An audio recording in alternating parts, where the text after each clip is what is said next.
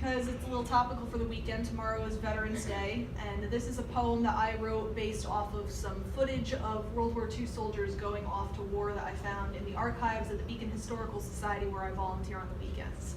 So this poem is dedicated to them and also to the man Max Bernstein, who actually filmed every single soldier who left Beacon for the World War II draft going off to war.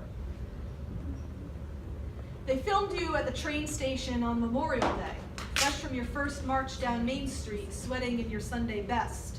Summer used to rise over the mountain, but yours came smoking behind a great black engine. They filmed you creaking in new shoes and stiff collars, elbowing your neighbors to look at the camera. They captured your smiles, your careless arms thrown around each other's shoulders, shouting jokes at the camera and laughing, and somewhere in the background, unheard, a band was playing Stars and Stripes Forever. The whole town came to see you leave, squinting in the afternoon, weary in a summer way from the picnic and parade, the factory men in their heavy suits and shady hats, the officers in their shiny boots and buttons, your girlfriends with ribbons in their hair, lipstick, cardigans, your fathers in spectacles and white starched shirts, sleeves rolled up, hands in pockets, solemn smiles, your mothers still cheery, the day still golden, no train smoke on the horizon yet, holding hands with the children, leaning on tiptoe, craning to see the tracks, everyone happy and laughing, snapping to attention when the camera passes by, posing as a family, just once, so quickly. They filmed you pressing kisses into your girlfriend's hair and your mother's cheeks.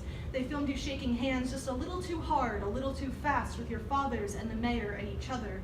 Almost June heat ironing the creases of your smiles into your faces, the shine evaporated, the color faded, the red and blue bunting fluttering from the fences and the eaves. There is no footage of anyone crying. No regrets swim in your eyes, no worries. You are fearless, and the goodbyes don't look like goodbyes. They filmed all 1,184 of you. The film sped double time, frames missing.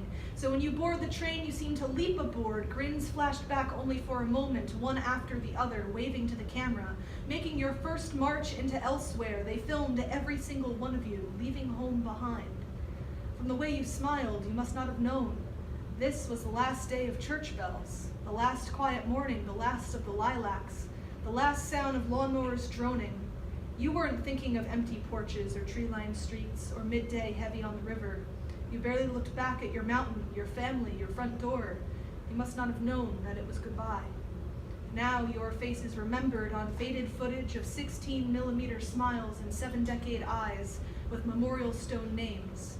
Your snapshots in Kodachromes, manila folders full of parchment crumbs. Your shadow picture negatives, cellulose ghosts. Your departures stored in a fireproof cabinet beside your high school graduations and the obituaries. Thank you all very much.